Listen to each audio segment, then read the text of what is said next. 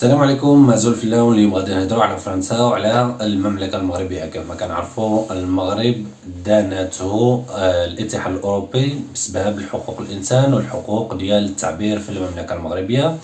الاتحاد الأوروبي كيقول بأن المملكة المغربية كتشد الصحفيين وكتحبسهم بالجرائم مزيفة ومزورة من طرف المملكة المغربية، وهذا يعادي الحقوق الإنسان ويعادي حرية التعبير في المملكة. وأن في هذه الطريق يعني أن المملكة تتراجع على الديمقراطية وتتراجع في مجال الحقوق الإنسان وحقوق التعبير في المملكة. وبهذا السبب الاتحاد الأوروبي يعني دار إدانة للمملكة مباشرة من بعد ما لقات القبض على 3 ديال الصحفيين اللي هما متهمينهم في المملكة بسبب يعني الإجراء يعني الكثير من المشاكل، خاصة ما يتعلق بالتحرش الجنسي وأيضا بالتجسس على المملكة المغربية. واخا من بعد هذا الشيء اللي قلنا اليوم غادي نهضروا على فرنسا وعلى المملكة المغربية. كيف ما كتعرفوا فرنسا والمغرب كيدوزوا في واحد المرحلة ماشي مزيانة مع بعضياتهم، بجوج بهم مدابزين من شحال هادي.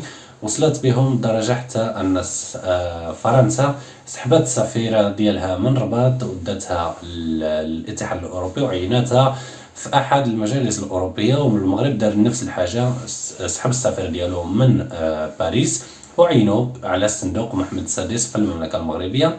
ومن بعد هذا الشيء جات الوزيرة الخارجية الفرنسية إلى المملكة المغربية وقالت بأن فرنسا راه كتساند الحكم الذاتي اللي كيقترحه المغرب من 2007 في الصحراء المغربية، وأنهم كيساندوا الحكم الذاتي وكيساندوا الوحدة الوطنية للمملكة المغربية، وأن فرنسا والمغرب هم أصدقاء وحلفاء. والكثير من الأشياء التي قالتها الوزيرة الخارجية الفرنسية عندما جاءت للمملكة المغربية. لكن من بعد ما رجعت هذه الوزيرة مباشرة لفرنسا، شفنا علاقات ديالهم مع الجزائر والجنرال شنقريحة اللي زار فرنسا، وتم يعني داروا اتفاقيات جديد بين فرنسا والجزائر. وكيف ما كنشوفوا بطريقة ما فرنسا كل نهار يعني كيتم الطرد ديالها من افريقيا. طردتها افريقيا الوسطى، بوركينا فاسو ومالي وباقي الدول الافريقيه الكثير منهم باغيين يطردوا فرنسا من الاتحاد او من افريقيا عامه. لكن الجزائر اللي كانت هي يعني كانت عندها سياسه عدوانيه ضد فرنسا هذه تقريبا عام، لكن من مشى لهم ماكرون وشرى من عندهم الغاز، زاد الغاز وزاد البترول من عندهم لفرنسا بالثمن يعني جد رخيص.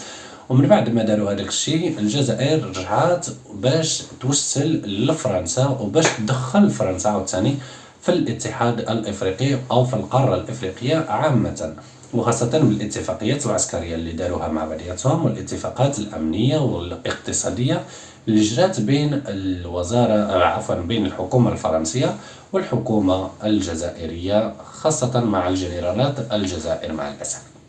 واخا من بعد هذا الشيء شفنا الإدانة ديال الاتحاد الأوروبي للمملكة المغربية، وبزاف ديال السياسيين المغاربة والصحفيين المغاربة المشهورين على الصعيد الوطني والعالمي هضروا قالوا بأن المشكل ديال الاتحاد الاوروبي مع المغرب هو سببه هو فرنسا، حيت فرنسا هي اللي مولات وهي اللي ساعدت باش الاتحاد الاوروبي ياخذ هذا القرار ضد المملكه المغربيه. هو اول قرار ادانه المغرب منذ 25 سنه ضد المغرب. يعني هذا القرار اللي خدته الاتحاد الاوروبي هو قرار تاريخي بالنسبه لهم، حيث اول مره كيدان يعني كيهاجموا فيها مباشره المملكه المغربيه والحريات والتعبير في المملكه المغربيه، وخاصه كيدخلوا في الشان الداخلي للمملكه المغربيه على قضايا من القضاء المغربي. وكيف ما كنعرفوا لأن القضاء في المغرب يعني بطريقة ما هو قضاء مستقل، رغم أن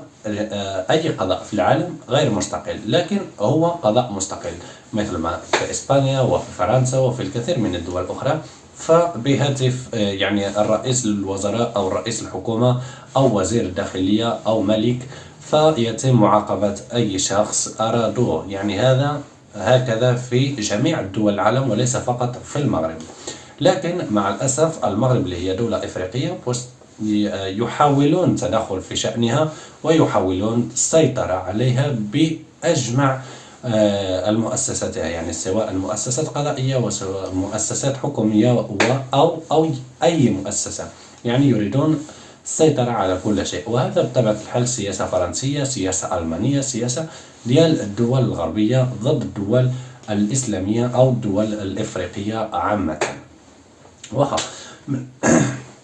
عفوا، من بعد هذا الشيء اليوم شفنا بأن السفير الجديد ديال فرنسا في الرباط خرج بتصريح، يعني تصريح واعر وتبارك الله عليه، كيقول فيها بأن السياسة ديال الاتحاد الأوروبي ما عندها حتى شي علاقة بالسياسة ديال فرنسا، وأن القرار الاتحاد الأوروبي هو قرار غير ديال الاتحاد الأوروبي، ماشي قرار فرنسي وماشي قرار ديال فرنسا. أما فرنسا راه باقية كتساند المغرب وكتدافع على المغرب وكتدافع على حقوق المغرب، حقوق الشرعية للبلاد، وخاصة كتدافع على السيادة الوطنية للمملكة المغربية، وأن فرنسا ستساند وتساند المملكة المغربية في جميع الأشياء، وخاصة انتصارات المملكة المغربية فبالنسبة لفرنسا هم انتصارات لفرنسا أيضا، فخاصة العلاقات التجارية في جميع الأنحاء، سواء الطاقة أو الاقتصاد أو الاقتصاد من أجل المواطن، يعني في الكثير من العديد من المجالات